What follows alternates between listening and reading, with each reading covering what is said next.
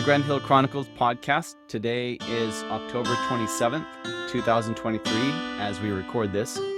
And today I would like to welcome our guest, author Matthew Kent. Now, well, thank you. Should I call you Mr. Kent? Should I call you Matthew? Matthew is fine. When I hear Mr. Kent, I think of my father. Okay. I think most of us do. Reminds me of Crash on Finding Nemo. But, okay. So, why don't you tell us a little bit about yourself, your background, and if you'd like, tell us what you studied or... No, I've studied quite a bit. I went to college for a bachelor's in fine arts with a minor in education. So for a few years, I was an art teacher, but I put myself through school as a real estate appraiser, which is what I currently do. I live west of Atlanta with my family. I have 3 kids. My daughters are going to turn 5 on Halloween. And then my son, he's 6 and he'll be 7 in February. So these daughters are the twins alluded to in your author page, your Amazon author page. Yes. They were born at 28 weeks on Halloween. I swear to God, I think that they were going, look, you're saying we can't be born on Christmas. Halloween will do. So they obviously wanted a holiday. Mm-hmm. Was very interesting. They were in the NICU for 4 months. One of my daughters is named Victoria, which is going to be the name Victoria is a character in a book that I've been working on for the past few years.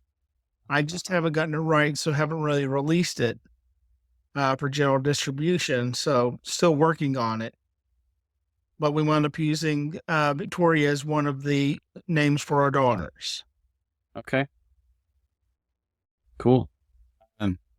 Yeah, we have 3 kids ourselves, my wife and I, and our oldest. Now I'm trying to remember.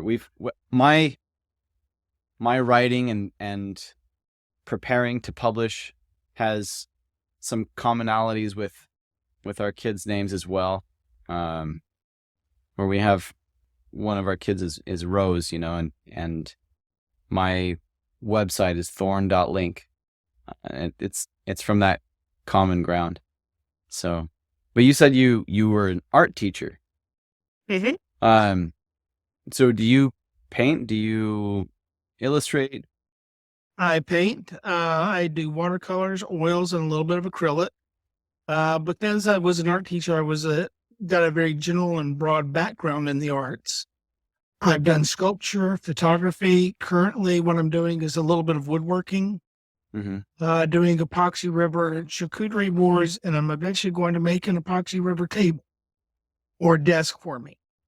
Yeah, I like the way those things look. I like to watch the videos, people making them. They look fantastic. I've got the one that I'm going to use eventually. It's just I'm trying to get the skill so that I can do it well. It comes from being an artist. Artists don't generally like to waste materials as they don't know it's going to work out well. Yeah. You probably have some crowded area of your house, and I hold on to stuff too. Yes, we've actually tried to get rid of stuff, but art supplies is one thing that you can never really force yourself to get rid of because you're always going, I'm going to use that. And you probably will 10, 15 years down the road, but you're going to use it. Uh-huh. My wife is standing over there right now, and she's chuckling like, yep, we know how that goes. And it's also one of the reasons right now, my kids are one of the reasons I don't do a lot of art because I like to leave my supplies out so that when I'm inspired or ready to go work, I can go work. But art supplies and kids don't really mix well. It's kind of like oil paints and cats.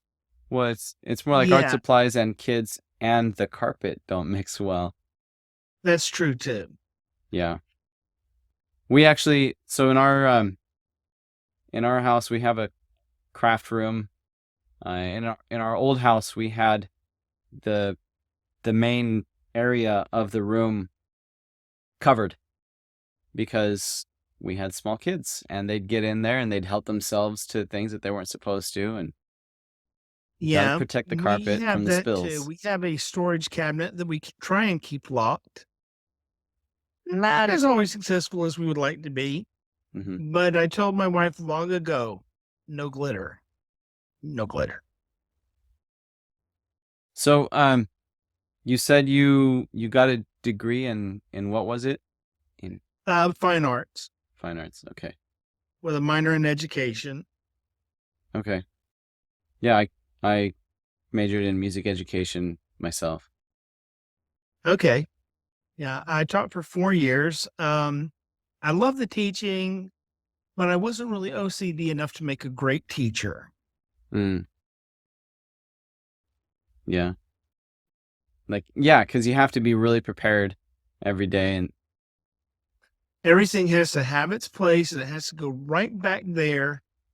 And most artists I know aren't OCD enough. uh-huh. Yeah, and it's like it's good enough. It's over there. I can get it when I need it. I know where it is. Yeah. Yeah. Yep.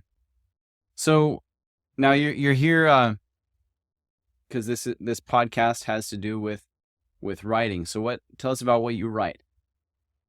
The genre I write in generally is called game lit. And more specifically, I write in what's called LitRPG, which is a subgenre.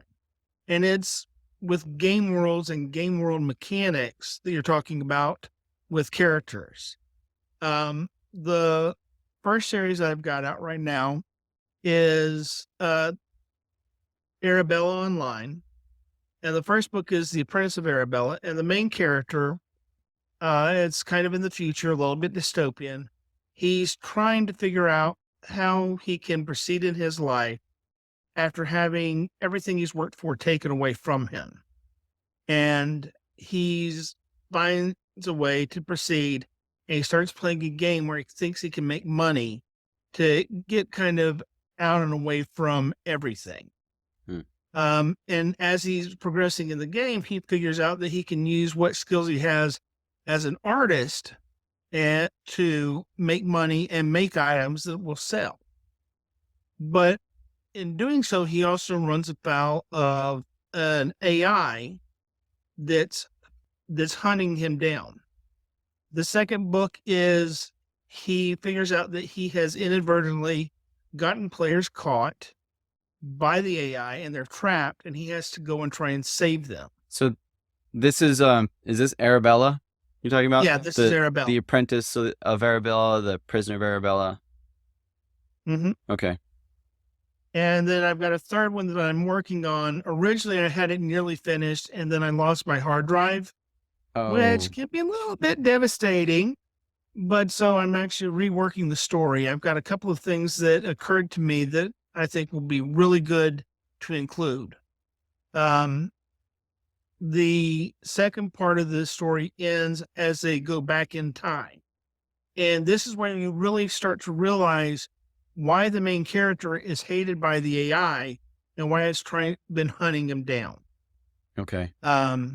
So we've got them back in time, but they're electronically inside a computer that's being run by the government. So from there, it's going to proceed more into the future and tell a little bit more of the story going on. I'm also working on another story right now called the Sources of San Antonio. I usually tend to start my stories with the names, and they can be very evocative of the feeling. So she starts out, and it's her birthday, her 16th birthday. She was born on a leap year. So on her birthday at 16, she gets a message that she's being introduced into the system, and she has no idea what's going on. So she comes to find out that she is descended from people who have been fighting for the system to fight monsters that are killing humans across the globe. It's a semi-secret thing that the government knows about, but they don't really acknowledge so much. and it's in the background. And she's going, why me? And she comes to find out that she was an adopted embryo. Now, do you know what that is? Like grown in a test tube and then later placed in a home? No. They actually have an adopted embryo program for embryos of people that were taking fertility treatments that have donated them to couples that can't have children on their own. Oh, okay.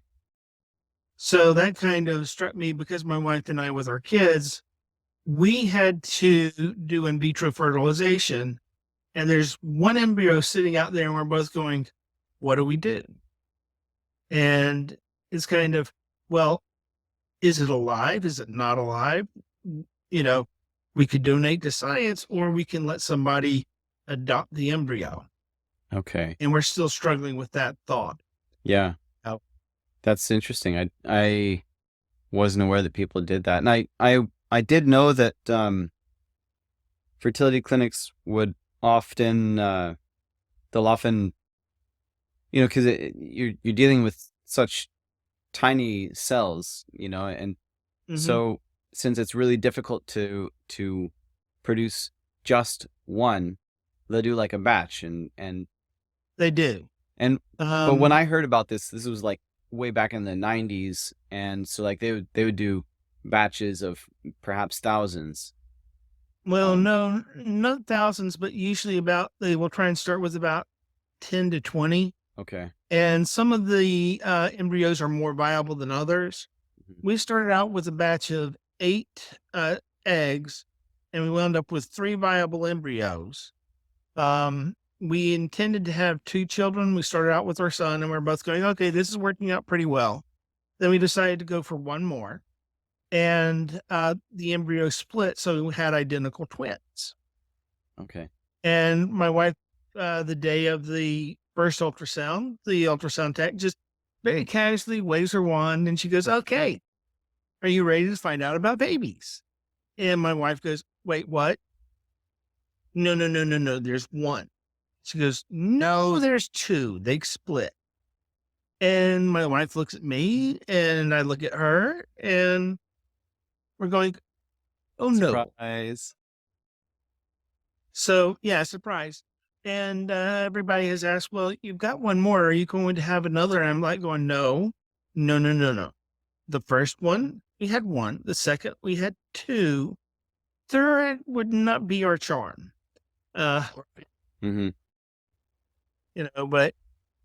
we're older parents. 3 is more than enough right now. Twins can be fun, though. It is. We're very lucky. We have a twins group in the area. So my wife is able to talk to people that also have twins or triplets, sometimes quadruplets. But somewhere out there, there's that understand. Somewhere out there in the internet, there's a video of, I think it's quintuplets, and they're sitting around a table that was apparently special made for them because they're babies, and so this table was made to have them come and eat at the same time at the same table, but they're laughing, and they one laughs and the others laugh, and then there's just all kind of the laughing bounces around the table, and it's really cute. But I mean, we've had some fun thinking about twins, but we don't have any twins of our own. Most people do, and then they're like going, oh, that would be great, that would be cute. And it's like, yeah, it is up until about 3 a.m. when they're both wanting to be fed. Well, that is arguably better than one of them wanting to be fed, and then as soon as that twin is done, the other one wants to be fed, because then that's actually how it usually worked out with us. Because we were in the NICU for so long, they came home and they were on schedules, and their schedules were slightly offset, which made it a little bit better. But there would be times they both want to be fed at the same time. Okay. But that's why it takes 2 to be parents. Yeah. I can imagine trying to be just one parent taking care of twins. So what is your day job? I'm a real estate appraiser. Okay. I've been an appraiser since 94 and held my license that long. I was a teacher for 4 years during the middle of that, and I still appraised a little bit while I was teaching. So I've got a little bit of experience with that as a residential appraiser in the metro Atlanta area. Mm-hmm. Okay. And are you, and we can skip over this if you want, but are you generating good income from your books so far? Is that Not helping? as much as I would like. The past few months have picked up quite a bit. Part of it is I only have a few books out. Mm-hmm. As you can tell from my page, I'm a little bit eclectic as far as what I write. Uh-huh. I had a couple friends that they wanted to, they were asking me for different recipes that I use because they liked them. So I'm like, okay, well, why don't I just put out a recipe book for busy dads of things that are really quick and easy that we can do? Because a lot of times moms are like, you're a guy, you can't cook. It's like anybody can cook. It's just do we do it well? Yeah, it's just like on the movie Ratatouille. Yeah. Anyone can cook. Not anyone can be great necessarily, but Well, it's like anybody can write, but not everybody should. But I've got that. I'm into 3D printing. As you can see, I did a book about that several years ago when I was just starting out. I have a 3D printer behind me. I'll show the viewer. Oh, nope, I can't bring it into. That's all right. It's okay. over there. Yeah, So. and what's funny is that I got into it about 2010-ish, so Mm-hmm. 13 years ago. And I talked about it to my brothers, and I told them how great it was and how cool it was. And they go, look, 3D printing is a fad. There's not going to go anywhere. Nobody's going to be interested. Now they both have 3D printers. Uh-huh. Well, and I have So these instruments I have on the wall. There's a clarinet and there's that's an iwi. It's an electronic wind instrument. But both of those are mounted to the wall with mounts that I drafted and 3D printed. okay. Well, So it's practical. It's practical. That's one of the practical aspects of it. But there's so much more that can be done. I've seen people making guitar basses with it. I've seen people making instruments with it. It's just what you're willing to try and what you're willing to do. It's just an absolutely amazing technology. I have printed a few clarinet parts. Really just the second piece of the clarinet, the barrel. That it doesn't look anything special, and it's not, but it's just as good as the regular barrel. Yeah. And yeah, I've not with this one, but I've played in concerts with a 3D printed barrel. Now, it's a fascinating technology that can change things tremendously. One of the things I've recently heard is that a lot of the newer HUD homes are being sold with 3D printers so that they can print electrical light plates. And some of the things in the house that might get broken, they're able to actually make their own replacement parts right there. Okay. Well, as interesting as this is, I want to get into the topic that we had slated, and that is lit RPG as a genre or as a subgenre of well, I guess it's usually considered a subgenre of fantasy, but it sounds like you're talking future dystopia. That would probably be more sci-fi. Well, it can be a lot of different things. Game lit is the overall overall genre, but it has subgenres. There's isekai, which is where somebody dies and is transported to a new world. There's portal, where somebody goes through a portal to another world or comes from a portal into this world. There's game lit. There's cultivation. There's the harem lit, which that's kind of self-explanatory. But it all really got started, and people think that it all got started with Ready Player One. But it actually predates that by about 20 years here in the United States. I think it was Dragons of the Flame, where players were playing a role-playing game. They got sucked into the game world. And then some of them wound up staying in the game world, and it had gaming mechanics. Well, and I suppose we could trace it back to Tron, right? Well, we could. Tron is a very good example of the LitRPG or the game lit, because it didn't really have the statistics, but it did have the gaming aspect to it. Mm-hmm. Main character, human, gets sucked into the game, and he's there for a specific reason, to gather information. Now, he doesn't realize that at the time, but so there is that. And it's really grown from other areas around the world. One of the main places that it really got started was in Russia. Very different sensibilities, though. I know that you had mentioned that you try and keep the language on your show clean. Mm-hmm.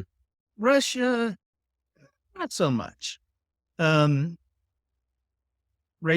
misogynistic, very, very not good for kids. More adult theme oriented.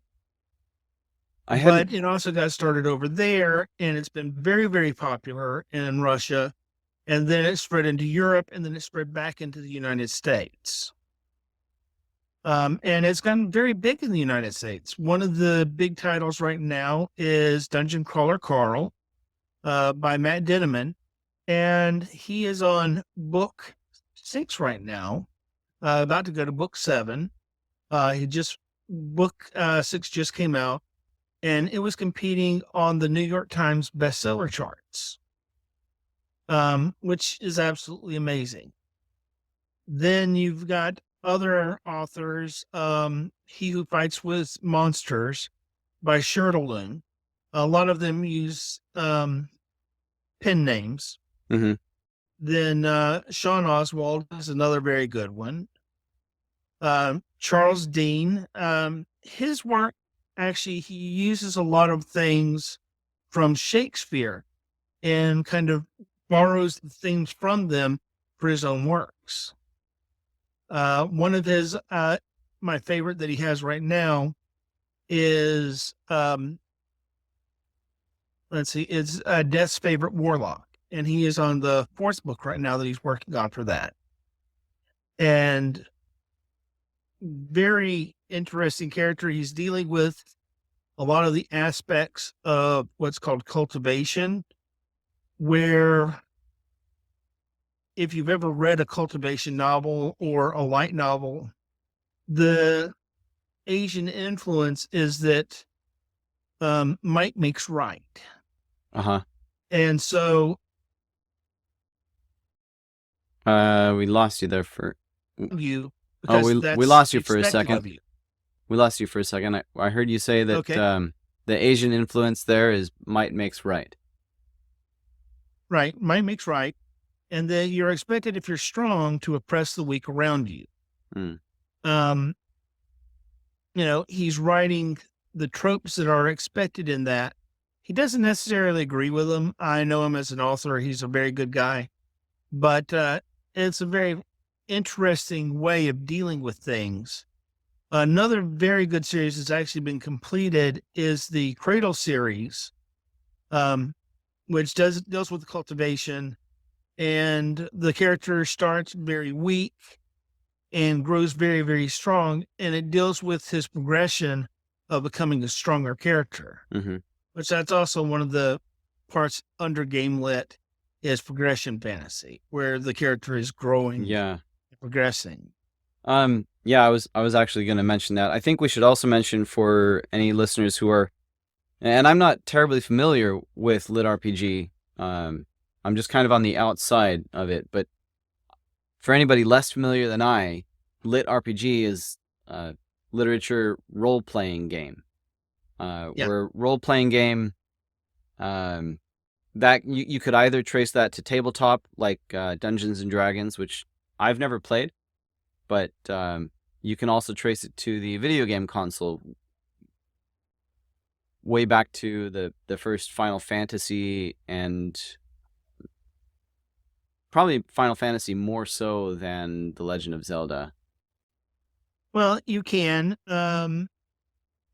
If you really want to get into it, it could go all the way back to the first computers. Like the Temple of Absai was a game that they had for the TR-80 Model 3. And it was actually somewhat text-based, but you could only play it, and if your character died, it would reset everything. So you didn't know what the dungeon was going to be that your character was playing in. I think it's So yeah, wow. I just realized does the text-based games they're digital choose your own adventure stories, right? that's right.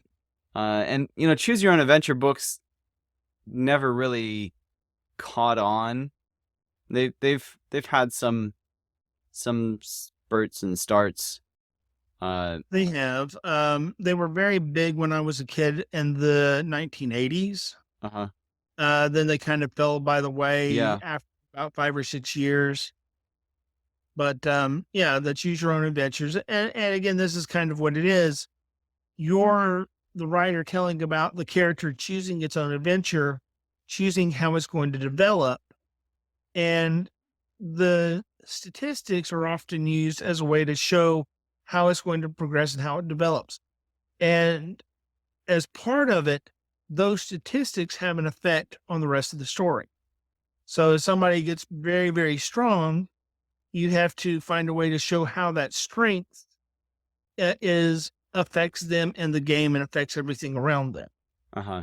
And you can kind of see in How to Train Your Dragon, there's one character, he's kind of geeky.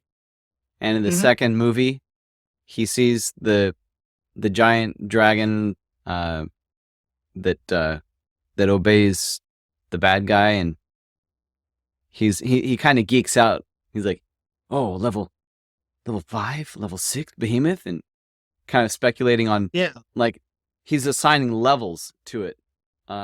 Which is something that we don't usually do in the real world. Like, oh yeah, I'm a level 20 power lifter. You would instead say, I can lift 250 or 350. You'd say that the amount of weight that you can lift. But yeah, you wouldn't go, oh, he's a level 5 doctor, he can take care of you. No, it's like you don't have levels to tell somebody how good you are. You just have to kind of show that in the real world. But in a game, you would have the level differentiation, and it would be telling somebody how good at something you were supposed to be. Would you equate? Do you think it's fair to apply this concept of leveled characters and say that Pokemon is that Pokemon falls into that category? Because we see Pokemon Evolution. Yeah, Pokemon could fall into that, kind of. There are actually a series of stories out where card decks take part in the story. Whether it's a card that somebody internalizes so that they can use that power, or if it's a card deck that they use to pull monsters and fight. In fact, the latest Matt Denneman book has that as an aspect of the current game where they have to collect the cards and then they have to use the cards in battles. Mm-hmm. So, just kind of exploring around to see where this genre begins and ends. If I were to write, say, a progression progression is not the same thing as LitRPG, and I see a lot of crossover. Yeah, there is a lot of crossover all over the board. The main thing, progression, is that you have to show that the character is increasing in skill and ability as he's going through. Mm-hmm. Now, LitRPG tends to show more by showing the increasing skills and breaking it down as numbers. You have hard RPG, where it shows all the numbers with a character sheet and breaks it down, and it shows the level of damage that they're doing. Where soft LitRPG kind of talks more about how they're progressing and the build of the character, but it doesn't necessarily show a character sheet. Would are you familiar with the Wheel of Time? Did you I am. read that? Would you consider the Wheel of Time to be progression, or is it not? I mean, Wheel of Time is actually really its own kind of thing. It could be considered progression, I guess, but really, it doesn't take that into account. You mhm. do see the characters advance and become more skillful, but it doesn't really talk about how they've progressed or how it affects the characters. Okay. Now in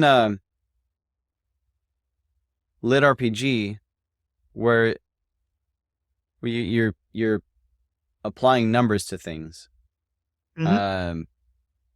how likely or impossible would it be for if I mean you let me back up. So you're talking about applying numbers to things. Do you have like a level 10 swordsman who might go up against a level 15 swordsman? And then what are his chances of winning that fight? Like none or maybe? It's a maybe there. A lot of the stories deal with what they call the tyranny of rank. Hmm. That's where somebody that's of a higher rank, if they're fighting somebody lower rank, is going to be more powerful and more able to hit. But the person that's of a lower rank is going to be less likely to be able to hit them or harm them as Uh-huh. much. So it would be possible. And if you think about it as a real world thing, um, there's the story in Japan of the courtier who was made tea for noble. But because of the position that he held, he was considered noble. He was challenged to fight a samurai. Well, he, of course, had to go through with the duel. And he was given the advice of before the duel to sit down and do what he normally did to prepare the tea. And it calmed him down and made it to where he was able to face the swordsman who, seeing how calm and ready he was, backed off. Hmm. Now, in a real world setting, a guy who makes tea versus somebody who is very knowledgeable about a sword, he's going to die. But seeing him calm and ready, the swordsman backed down, thinking, "Oh my God, I'm about to die." Mm-hmm. And that can be the same thing as far as our lit RPG. Is sometimes a person might be low skilled, but they might or low level, but they might be highly skilled in one thing. Mm-hmm. So every story is going to be very different, and it's going to be what the writer wants to tell. Now I know that in tabletop games, in Dungeons and Dragons, they'll have somebody attempting to do something, and they roll a 20-sided die, and whatever number that comes up determines how likely they are to succeed. And some of those I've seen memes and posts in social media about something ridiculous happening. I have Somebody played somebody many like D&D games, and yeah, it depends on the GM. One of the things that we had in one of our groups was if you rolled a natural 20 on a D20, that you naturally succeed everything. So we had one guy, and he was fighting. We wound up fighting a dragon, uh-huh. and he goes, "I attack its head, jumping from the roof on top of him, and dry my sword." And the DM's like, "Okay, whatever. Roll a 20 to hit." And the guy rolled a natural 20, and goes, "Son of a," Uh-huh. and he hit, and he wound up getting a critical and killing the dragon. Everybody's looking at each other going, "Did that just happen?" But if you think about it, there's in real life, we call it the golden BB. That I've one never in a heard of million Golden shot BB. that can take down an airplane or a battleship if it hits just right. Uh-huh. Huh. So you've got to have that aspect in, the gaming world and in books too. So There's just that one chance in a million, uh-huh. and sometimes it happens.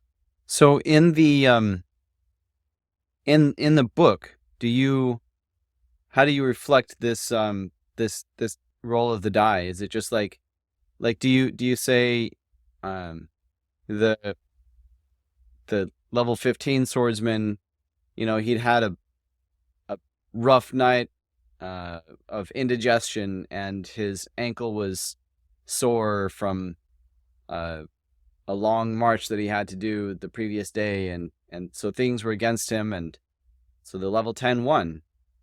Like, That how? very well could be. Or he could just be having a bad day, or he didn't clean his sword well and it broke. I mean, there's all kinds of things that you could throw in there to talk about that. Okay. So how does can you go a little bit more into the mechanics of your world of Okay. Arabella and how this?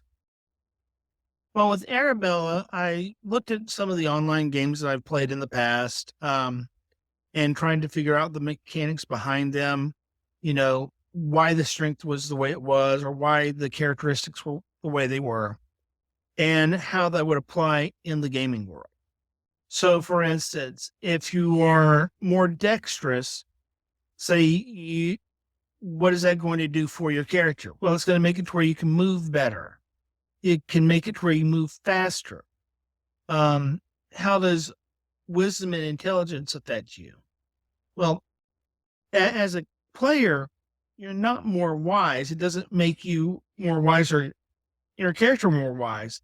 It aids the progression and the your mana, how it grows and how it replaces itself. So the more wisdom you have, the faster your mana replenishes. The more intelligent you are, the more mana you have. Mm-hmm. So in that aspect, that's not going to change you as a person, but it's going to change how your character interacts with the world. That's really what the statistics are, is how you interact with the world. If, for instance, you have a luck stat, the higher your luck, the more things are going to either go your way really well or go against you really badly. So the higher your luck is, the more extremes you're going to see in your luck. For instance, the thing about the level 10 swordsman versus level 15. Well, the level 10 swordsman got really high luck, so they're fighting, and the level 15 slips on a nut that just fell from a tree and loses his footing. So, is the level 10 swordsman Matt Cawthon from the Wheel of... Is the level 10 swordsman Matt Cawthon from the Wheel of Time? No, not Matt from Cawthon, but just it is those things of how those statistics affect the game world around the character. Okay. So that's how a lot of the LitRPG authors use those. And you try and explain it as you go through how it affects things. You don't want to give a big dump of everything at the beginning of the book, because that's really boring. You want to tell this part of the story and engage the reader as they're going, okay, that makes sense. And just give it a piece at a time so that they're building up an understanding of what's going on around them and around the character in the book. Yeah. Yeah. Show, don't tell. Show, don't tell. And that's really a hard thing to do a lot of the time. Yeah. Right now for the book, Sources of San Antonio, I am redoing it, her introduction into the world, and she's getting a lot of information on what's going on and how she got where she is. So that's one of the aspects that you have to be very careful of what you show, but it's being told to her, but it's still in a way of showing. And I don't want to make it too long, but I don't want to make it too short, so that the reader can understand what's going on and how this is going to affect the character. Okay. Well, this is all really fascinating. And if I had more time to pick up a book, I'd have to pick up some of these LitRPG and progression fantasies. Well, one of the nice things is audiobooks. I do a lot of driving for my job, so I'm able to listen to them as I'm driving. It helps. But some of them are really good. Right now, I recommend, as I said, Dungeon Crawler Carl. I also recommend He Who Fights with Monsters.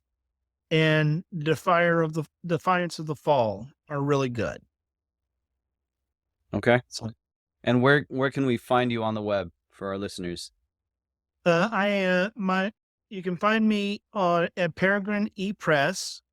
There's a link I provided you. Yep. If you're looking for me on Facebook, you can find me as Matthew Kent. Actually, there's a lot of us on there, but you can also find me in a lot of the LitRPG forums. So is that peregrineepress.com? Mm-hmm. Just all one word, no hyphen. All one word, no hyphens. Okay. And I was going to say something else. What was it? It was... Oh, I was thinking about... I think you're in a good spot right now. Like you have, 3 books out? I have 3 books out in the Arabella Online series. So you have The Apprentice of Arabella, The Prisoner of Arabella, and the Arabella Chronicles, which has 2 stories in it. What's the relationship of Arabella Chronicles with the series at large? Characters that you're introduced to in the first book and the second book. Say again? They were 2 stories that I really just felt I needed to tell about the 2 characters so that you could understand their motivations a little bit. Okay. A little bit graphic, much more graphic than the other book or other books, but they are fun stories. Okay. Did you ever read the Animorphs series? I did not. Okay. That was actually a little after my time. Yeah. Yeah, I read them. As far as I know, I read them all. Including the one Alternamorphs, which was a choose your own adventure book. Okay. But yeah, so the Animorphs follows this group of friends. There's an alien who lands while they're cutting through an old construction site. This alien lands, he's injured, he's dying. He's like, your world is in danger. Come here, I'm going to give you this power. And they all put their hands on this cube, and he gives them the power to morph into any kind of animal that they can touch for a moment. So they touch an animal and absorb its DNA. So this gives them the ability to do espionage, right? As there's an alien invasion going on by these alien slugs called Yeerks that crawl into people's brains and control their bodies. So it's a silent and invisible invasion going on. But the Animorphs, this group of teenage friends, they spy on the bad guys. They occasionally foil their plans. Like that's the gist of the series, and it's a long series. I think there were 54 books in the main series. Wow. Short books though. Like I'd sit down and read a book in a couple of hours. Well, for kids and teenagers, that's kind of to be expected. Yeah. Yeah. LitRPG can be very long. Some of them can be very, very long. One of the series that I've been enjoying is called The Wandering Inn, and the first audio book is 54 hours, I believe. Like the Stormlight Archives. Stormlight Archives. Yeah. But I was going to say about Animorphs that there's this story that follows this main group of friends, but there's a couple of offshoot side series or one-offs. Like there's a book called the Hork-Bajir Chronicles, and that tells the background of an alien race that the bad guys already conquered. There's the Elemis Chronicles that tells the backstory of one very powerful character that sits in the background. And there's Megamorphs, which are kind of side stories, but it still follows them. Anyway, so yeah, there's these backstories and side stories. So I get what you're saying with the Chronicles of Arabella. And getting back to that, like with 3 books out, so week after next, I'm going to the conference for 20 books. Are you familiar with that? I am. 20 books for 50K? Yeah. I am familiar with it. Unfortunately, I'm not going to be able to make it this year. But it's very popular. In fact, I believe there's going to be a contingent there from the LitRPG groups too. Mm-hmm. Yeah, and so I'm going. I went last year. I'm going this year. I don't have any books published. I have one manuscript that I finished a week and a half ago. That's the first draft though, and these. Anyway, so I'm trying to say that one thing that they say for authors trying to build a following and readership is they suggest you publish a series so people get to know what to expect. And if people like your first book, there's a much better chance they'll like your second book. So you don't write a bunch of one-offs because somebody likes your story and then it's done. So you write a series. So they read that first one, they like it, they're going to look for the second one, they find it, they're going to look for another one. So they say that you write a series, and then once you have 3 books out in that series, then start advertising the first. Then I've heard that too. What I'm wanting to do right now is finish my 3rd book in the overall series. In the main series, and then I'll start advertising it more. One of the things for LitRPG is that a lot of the readers don't want to start reading a series unless it's already finished. It's very counterintuitive because most authors aren't going to finish a series if it's not producing any money. Mm-hmm. But the LitRPG readers are very voracious. Most of the ones that I know read on average 10 to 15 books a month. So a lot of the authors are producing 1 to 2 a month. There's one writer I know, his average output is 150,000 words a month. Wow. I know, right? That's like, I had a hard time producing a manuscript, trying to keep a word count. What I was doing, I didn't set a goal to finish the manuscript by such and such date.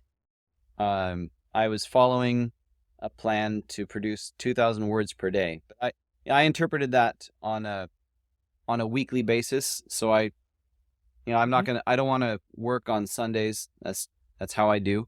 So I'm like, all right, I'll do 14,000 words per week.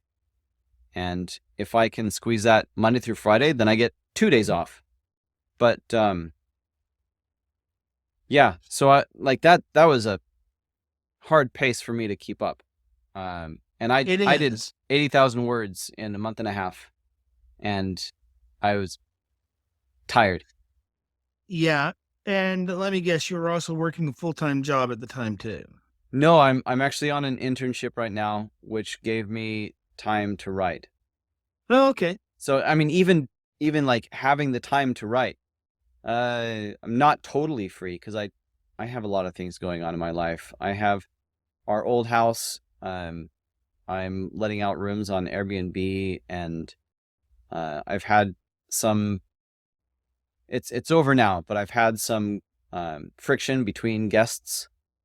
Staying in different rooms, but in the same house. And so I've, for a few weeks there, I was going over there to do my writing over there.